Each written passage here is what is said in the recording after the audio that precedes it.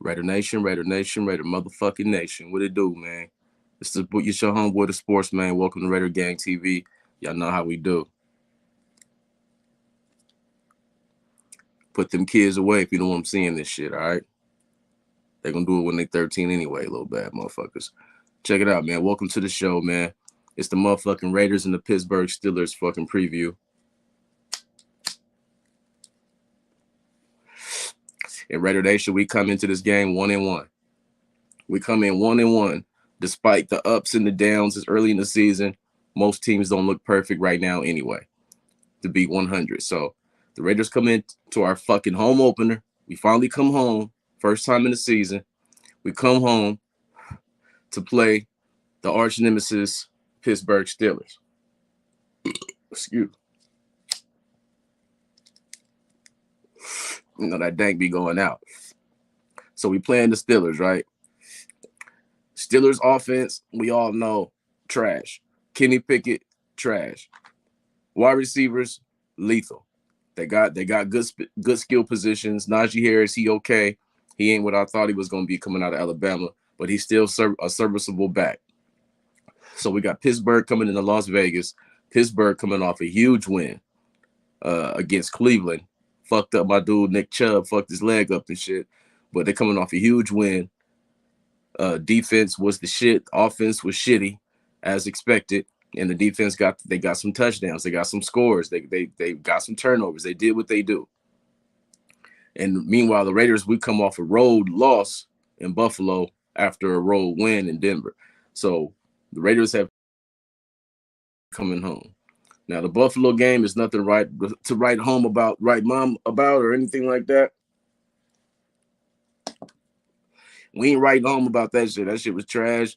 I don't even know why we showed up. We're going to show up and look like that. Why even go? But that's how we look game 2 in Buffalo. So now coming into this game,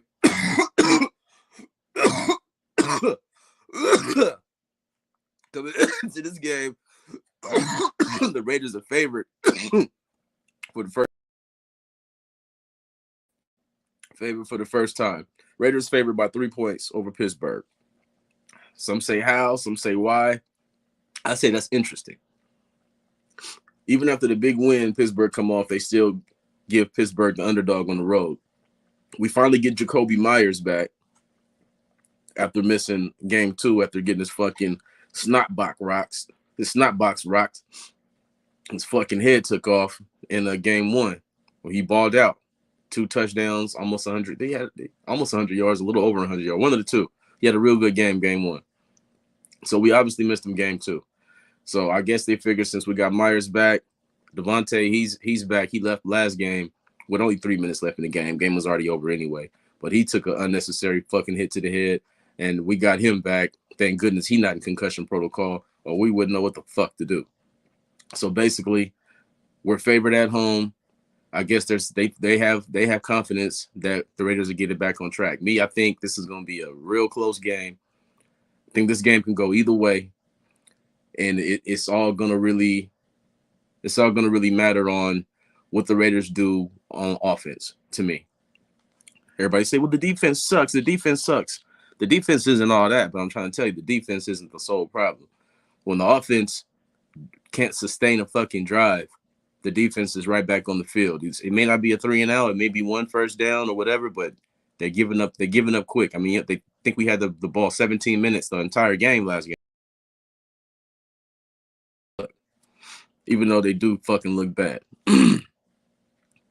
So I'm thinking that the fucking best way the Raiders can get back on track this game offensively is not going to be through the running game. Why? Why? You asking why? I'm going to tell you why. Because everyone is fucking playing 7-8 in the box like I told y'all in the offseason what was going to happen. So now you have 7-8 man box no matter what. They don't give a fuck if Devontae's out there. They don't give a fuck if we got fucking Cooper Kupp out there. They're going to play in tight, play all the short to mid-range routes, and play the run. That's their whole fucking plan. Every team's plan. And with the Raiders, we're starting off struggling in the running game, but also struggling in the passing game. But we're protecting well in the passing game and struggling in the run offense blocking game. because they're, like I said, they're all sitting at the line of scrimmage, but not necessarily blitzing the quarterback. They're there for the running game. So that's why our offensive line right now is, I believe, is graded top 5 in pass blocking specifically. Y'all don't want to know what we ranked running blocking. I don't even want to look it up. It ain't good. All I know is Josh Jacobs had 9 touches last game for -2 yards or some bullshit like that, but he needs more touches. But the thing is, for the Raiders to be successful, if they're going to run this kind of offense, they're going to run this type of short dink and dunk. It's not even West Coast offense because catches are made in screen passes. They're being made at the 1 yard line. The 1 yard line. They're being made a yard ahead of the line of scrimmage. If we're going to be running these kind of plays, we have to change it to a pass first offense. If we keep coming out trying to run the ball, obviously on first down, that it's going to keep playing this type of tight coverage. So the Raiders going to have to come out there and shotgun sometimes and surprise these teams, and they have to earn the respect. Have to get these guys to back up, because it's going to be hard for Josh Jacobs or any running back to run the ball when they're going to pack the line every single time. That's just football 101. It's just fucking common sense in what you do. Now, I don't think I'm a fucking NFL guru, but I've been telling y'all that shit since the day we signed Jimmy Garoppolo. This is going to be the game plan for everyone to play. So Josh McDaniels has basically turned this offense into the 49ers offense. If you notice, lots of screen passes, lots of 1 yard routes, 2 yard routes. I'm not bullshitting you. It's really turned to the 49ers offense. So if this is going to really work, I promise you, we're going to have to do a lot more passing, because our offensive line is not going to dominate in the running game against some of these bigger defensive lines or more aggressive defensive lines. TJ Watt's going to be a fucking problem. TJ Watt's going to be the biggest issue for the Raiders on Sunday, because TJ Watt, no matter what, is always TJ Watt. Guaranteed. He's going to show up, and he's coming to wreck the game. He's coming to wreck the game. So if the Raiders are going to try to get anything sustained, we're going to have to run the ball hard in between the tackles, and we're going to have to fucking get rid of the ball fast, and we're going to have to fucking block. We're going to have to block TJ. We got to block Mr. Watt, because he can ruin the game himself. Because if he gets to Jimmy early, that can be a bad sign. And this is the kind of game Jimmy can get hurt in, just because our offensive line has, but we'll see what they are. Our offensive line in the past have struggled against premium pass rushers. These premium pass rushers always overpower Colton Miller and whoever else is on the right side. So this is going to be a real test playing the Steelers and TJ Watt, because he's not going to be playing around. He's going to be coming with the full force. He's trying to get a strip sack every single play. So we're going to have to really have a plan for TJ Watt. Some chips, a little bit of this, a little bit of that. So you say, all right, well, tell me this. Can the Raiders win?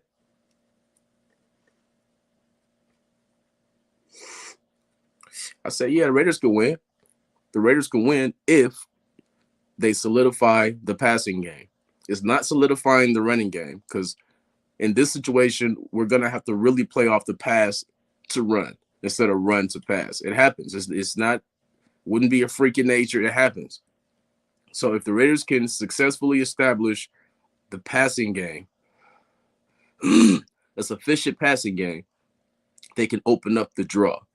They can open up some other running plays. Because if we think we're gonna just line up in the I formation, or in a strong formation, or in a single back formation, whatever we're gonna, not a single back would be good, but coming out of I formation, anything like that, they're gonna load that box.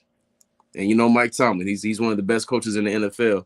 He's not going to be going for that handoff bullshit that we're trying to bring from San Francisco to Las Vegas. He's not going to be going for that. He's going to have a real plan for this offense. So we're going to have to really counter that. So the Raiders can get the win if this offensive line sustains the blocks. If they can stop TJ Watt, you don't got to hold him sackless. That's a tough order anyway, tall order. So if he can hold TJ Watt to 1 sack or less, and we don't turn over the ball, none. We can't have any turnovers. The Raiders should win this game by 2 or 3 points. They can win by 2 or 3 points.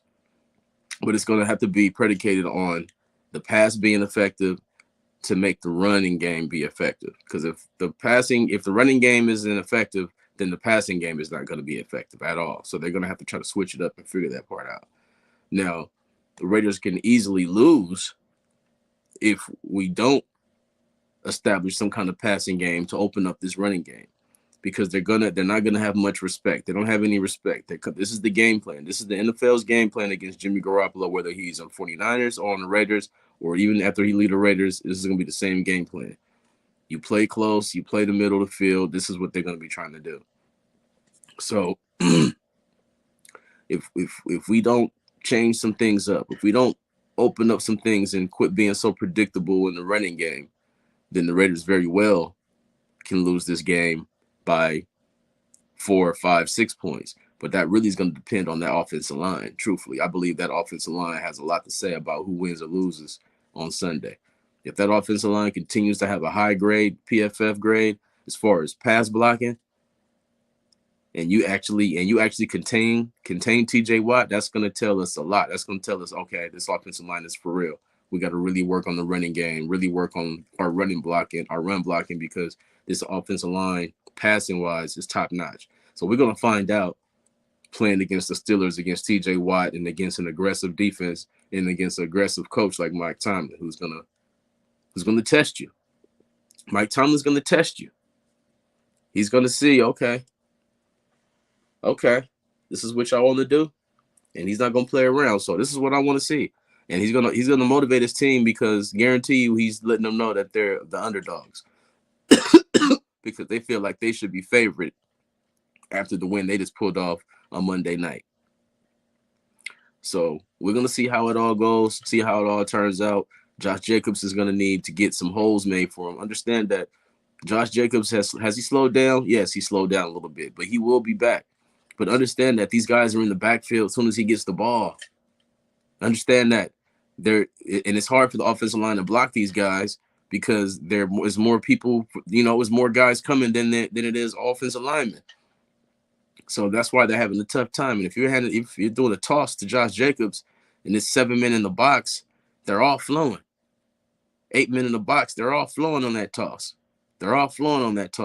So Raiders got to try to figure it out. It's going to be a really good game. I believe it's going to be a good game. Raiders always show up in prime time. Josh Jacobs shows up in prime time. Pittsburgh shows up in prime time. So we're going to have to see, man, who wants it more, who going to put it all on the line. Because I know one thing, the Raiders would much rather go in to Green Bay. No, not even the Green Bay. Get this win and end up 2-1 than 1-2. And that's for damn sure. Because like I said, this hasn't been a good start. Whether they won the game one or not, it didn't look good. It was a lot of mistakes made, a lot of things. It just looked real bad. But it's also early, so it's kind of part of training camp as well. So we got that win. We took the last loss. Let's see if the Raiders can get this next win, man. Until then, check in with me for the motherfucking post game, man. It's your homie, the Sportsman, Raider Gang motherfucking TV. You already know what it is. Raiders fucking bitches.